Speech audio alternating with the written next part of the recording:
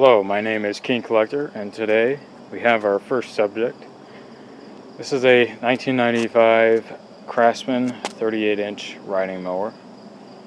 I got this for free today. Got it from a tenant who was moving, and he had to get rid of all of his stuff that he had lying around, and this was one of them.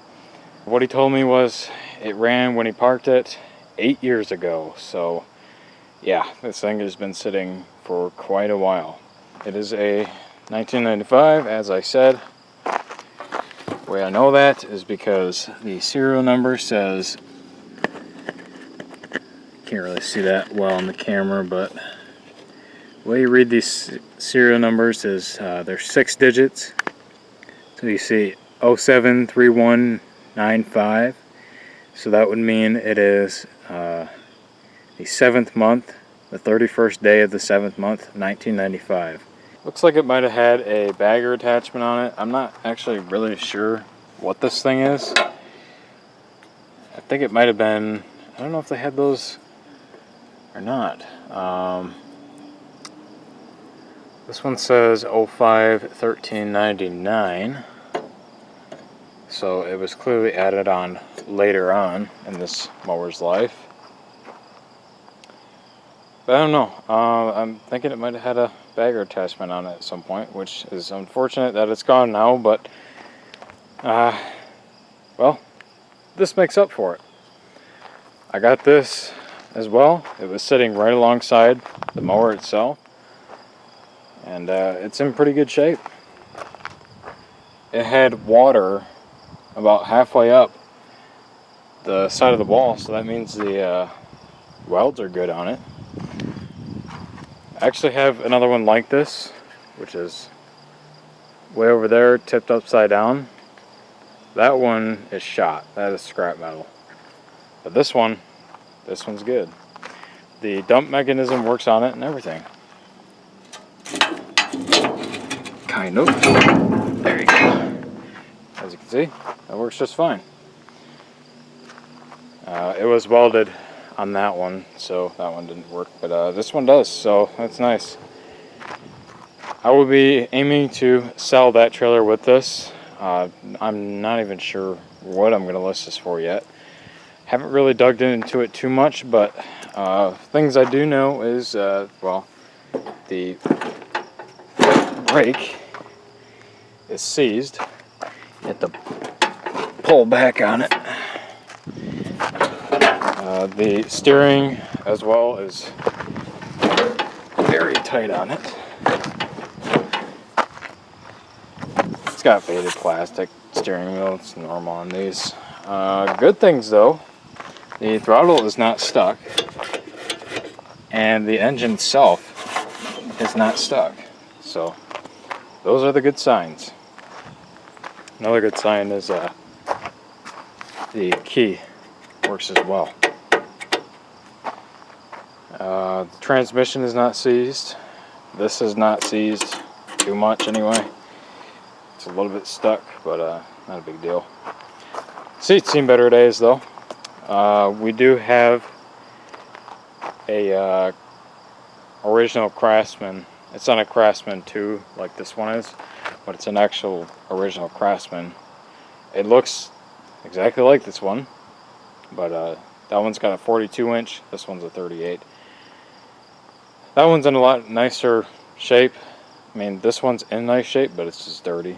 Really, really dirty, as you can see. But there's no rust on this thing at all. No rust back there. No rust in the battery box area. I mean, you have stuff like that. That's all superficial. It's nothing structurally compromising. So any rust that you see on this is just superficial. It's not a big deal. The deck is off of it. That's over here. But again, look at this deck. It is solid. There is no holes in this whatsoever. It needs new blades, but the spindles are free on it. They're not seized up or anything. I'm not sure about these idler pulleys though. Oh yeah, they're fine. This one. How about this one?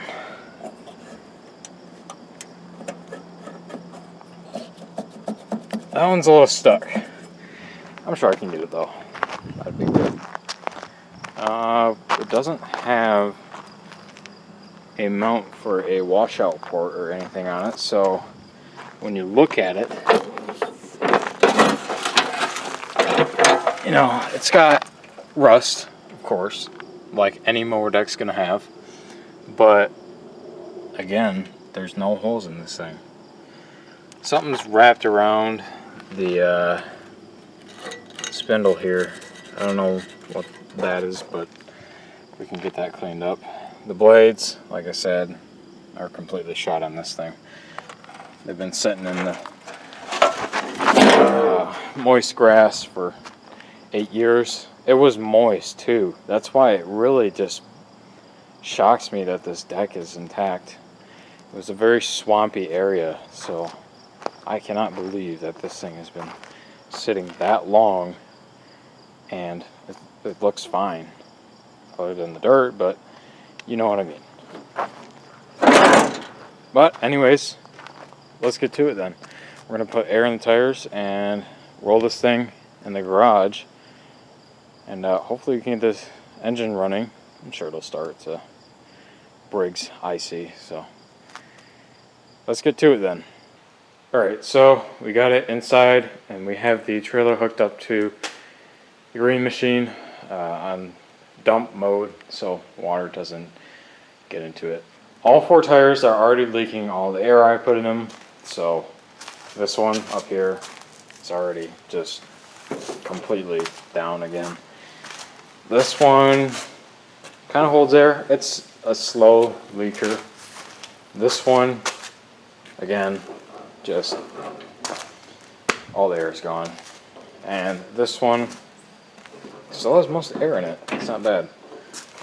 Steering kind of loosened up a little bit as well, but it's really loose as well. I'll have to tighten it up. All that aside, I guess it's time to flip open the hood here and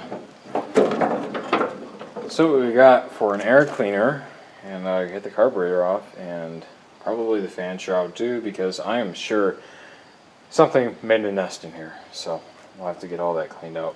Alright, so let's dig into this thing. You're seeing this with me, folks. This is the first time this thing has been opened in 8 years.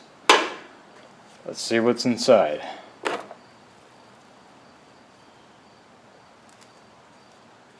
Okay, not bad. The normal air filter is fine. Alright, that's one less thing I have to buy. Great. And all that looks fine in there as well. I don't see any major defects in the plastic or anything, so. Alright, we're going to take this bezel thing off and we'll try to get the carburetor off as well, and hopefully, I haven't even looked in the gas tank yet, so hopefully there's not too much garbage in there.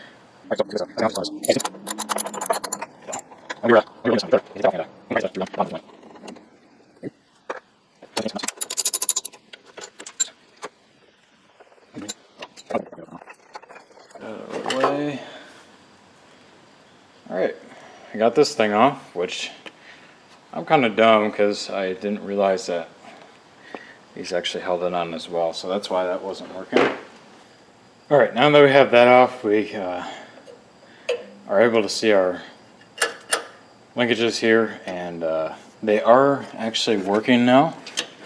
It kind of fixed itself. This was sticking, which is still a little bit sticky, but it is successfully springing back now, like it should.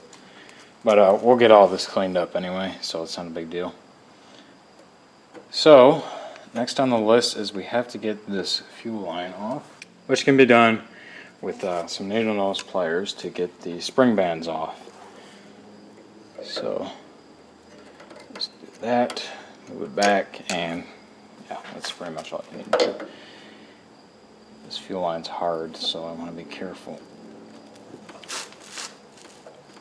It's not the end of the world if it breaks though, because it's really cheap, but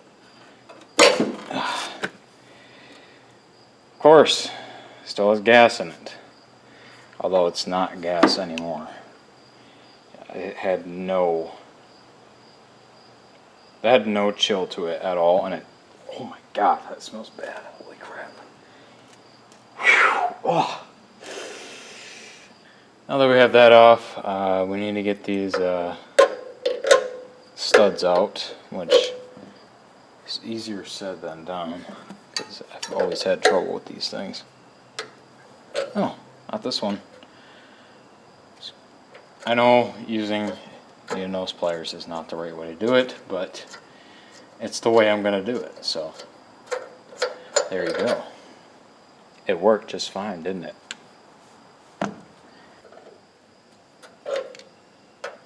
And there you go, number 2 coming out with needle nose pliers. You just got to make sure you get this spring back on, otherwise bad things can happen. It's kind of a weird sound. I don't know if you can hear that. Make sure you guys can see what I'm doing. Haven't done the video thing in probably about 4 years, so need to get back in the grind. Okay, that seal looks fine. Thank God, because oh my God, I was not expecting there to be that much gas in this thing. Alright, I've seen worse, that's for sure. Of course you got rust in there. The usual. Okay, you join me here at the workbench. Holy crap.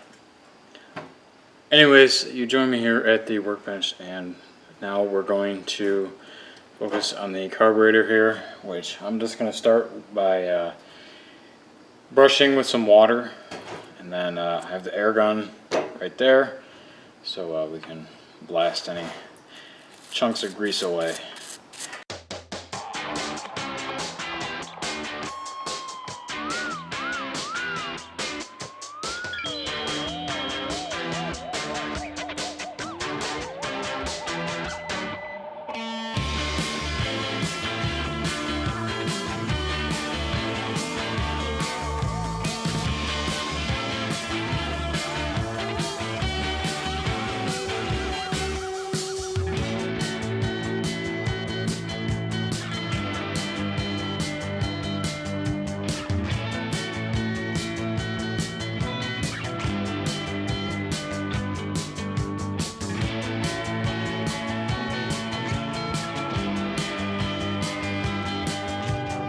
That's a clean carburetor.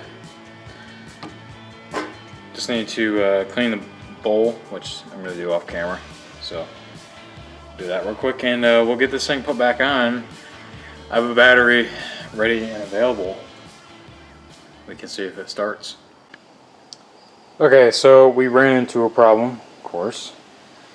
The carburetor flow is... something's not right with it. I'm thinking it's probably a little sunk. So a sunk float was not the issue.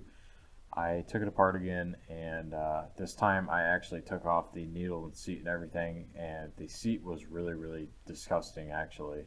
So it was part of the issues why it was doing that, but I cleaned it all up and everything, cleaned up the needle valve and everything, but it still did not fix the issue. So I just got a cheap knockoff carburetor because I did not want to mess with it. It's not usually my style. I like to get just rebuild kits for genuine carburetors, but I cannot seem to find one for this Walbro carburetor, so I had to get a cheap knockoff one. Anyways, that's what happened, but let's get back to the video. I have my old, not so reliable battery hooked up to it right now. It did just come off the charger, so it should be fine to start something like this. Of course, the old one is still in there, but anyways, we're about to do a smoke test. This is the first time completing the circuit, so we'll see what happens. Okay, so far so good. Let's see No clicks. I'm not sure if there's relays on this thing or not, but okay, so we have some clickage, but absolutely no starter motor. I'll just wiggle our connections here and see what happens.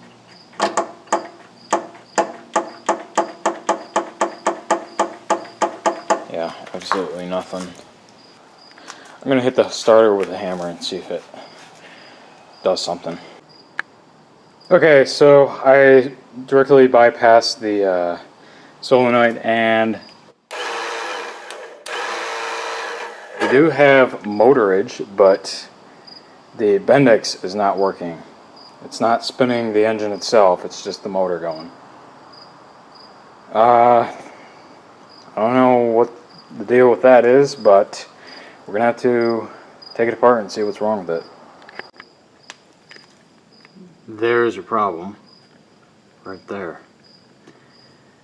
The starter gear is plastic, so it got completely destroyed at some point in time. I'm not sure if you can buy just the gear, which, yeah, that kind of sucks. So, if that's the case, we have to get a whole new starter motor for this thing, which is really, really unfortunate. But that also means I'm going to end this video here. I would take the starter off my other Craftsman that's like this one, but well, that's not actually my mower, so I don't want to be sitting there messing around with it. So we're gonna just have to wait, I guess, for parts to come in. So if you guys enjoyed the part 1 of this series, make sure to leave a like and subscribe. So, will it start? No, it will not. Not yet, anyway. So, while we're at it, we'll look at some carburetor stuff, so we can get that fixed at the same time, and we will have a perfectly functional engine on our hands, as far as we know. It does turn over, it does have compression, so I really don't think there's anything wrong with this. These things would run on dirt if you let them, so I'm not really concerned that there's any internal issues with it, but it's just unfortunate. Oil's clean though, I checked that. But it's not going to be today that this thing starts, so anyways, I'll see you guys in the next video. So, will the Craftsman 2 lawnmower that's been sitting for 8 years start? No, it won't. But it's not the engine's fault. The engine is fine itself anyway. But we have that stripped starter gear, and we have carburetor issues. So I'm going to have to end this video, unfortunately. This may be a 2 or 3 part series, so if you guys enjoyed the first video, make sure to leave a like and subscribe. But anyways, that's going to have to be it for now. I will go in right away, get these parts on order, and I'll have the next video out as soon as possible. So see you guys in that video.